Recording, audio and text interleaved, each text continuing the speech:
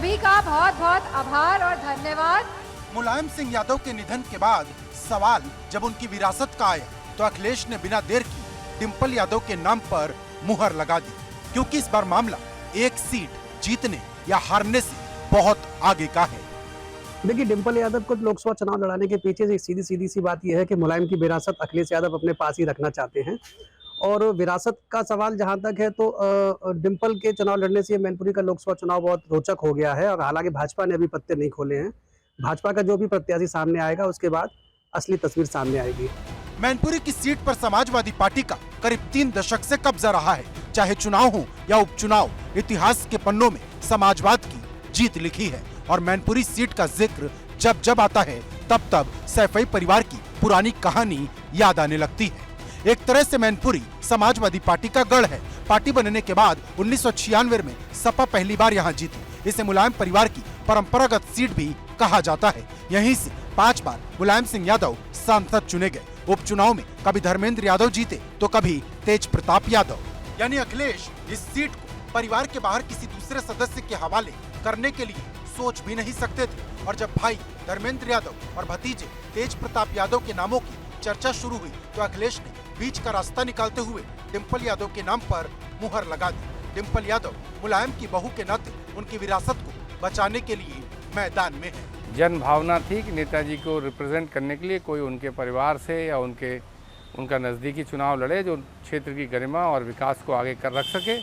और popular demand के हिसाब से आदरणीय डिंपल यादव जी को समाजवादी पार्टी ने प्रत्याशी के रूप में चयनित किया है। डिंपल 2 बार कन्नौज लोकसभा सीट से सांसद रह चुकी हैं, लेकिन सच ये भी है कि वो 2 बार चुनाव हार भी चुकी हैं। ऐसे में अब उनके कंधों पर नेताजी की राजनीतिक विरासत को जिंदा रखने की चुनौती है।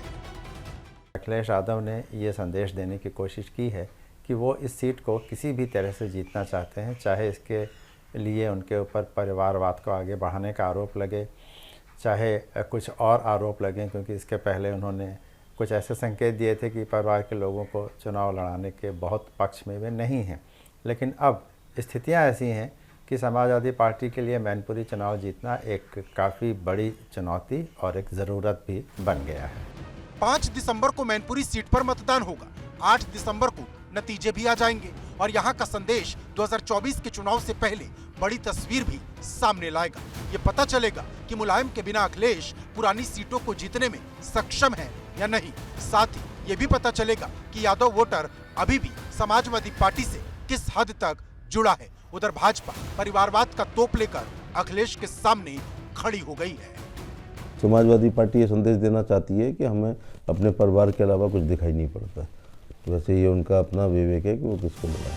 1996 में मैनपुरी सीट पर पहली बार सपा की जीत हुई, तब मुलायम सिंह यादव ने साइकिल चलाई। उसके बाद मुलायम रहे हो या सपा का कोई दूसरा चेहरा, कभी भी साइकिल की रफ्तार सुस्त नहीं पड़ी।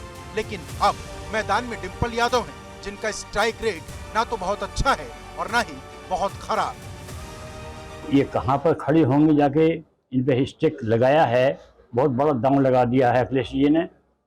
वो कहाँ तक सफल होगा ये आने वाले समय बताएगा। ये राजनीतिक परिदृश्य में उनका अभी तक फिरोजाबाद से हार चुके हैं, वो कन्नौज से हार चुके हैं, भाजपा ने हराया है, अभी सुब्रत पाठक ने हराया था उनको इसी पिछले चुनाव में। डिंपल के नाम को आगे लाकर अखिलेश ने कई दांव चले हैं।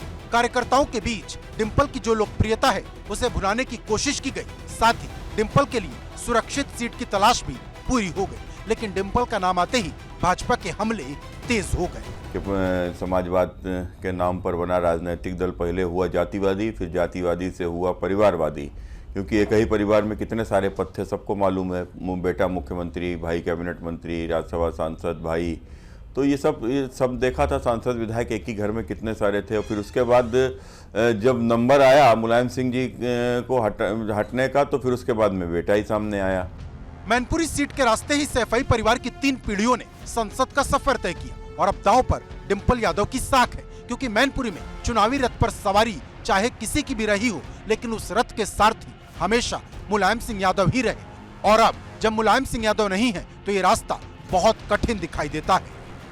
मुझे नहीं लगता कि चूंकि ये लोकसभा का चुनाव होता है और लोकसभा के चुनाव में जिस प्रकार से समाजवादी पार्टी ने डिंपल यादव को लाकर एक भारतीय जनता पार्टी को एक तरीके से कहना चाहिए कि वो एक ऐसा कैंडिडेट दिया है कि जिसके खिलाफ राष्ट्रवाद के नाम पर वोट पड़ेगा और परिवारवाद इस बार सीमित हो जाएगा।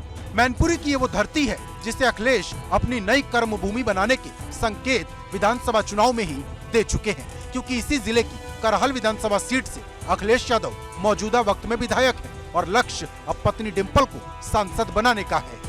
समाजवादी पार्टी के राष्ट्रीय अध्यक्ष श्री अखिलेश यादव जी अब मैनपुरी को अपनी कर्म भूमि बनाना चाहते हैं। इसी वजह से नेताजी की विरासत संभालने के लिए उन्होंने डिंपल यादव जी को चुनाव मैदान में उतारा है और जो करहल से वो स्वयं विधायक हैं। समाजवादी पार्टी की पूरी कोशिश मैनपुरी पर जीत दर्ज करने की है। इसमें सपा को मुलायम के निधन के बाद पैदा हुई सहानुभूति लहर का फायदा भी मिल सकता है और अपने गढ़ की पारंपरिक ताकत भी हासिल होगी। लेकिन भाजपा सवाल उठाती है, जो कार्यकर्ता पार्टी के लिए मेहनत करते हैं उन्हें मौका क्यों नहीं मिलता।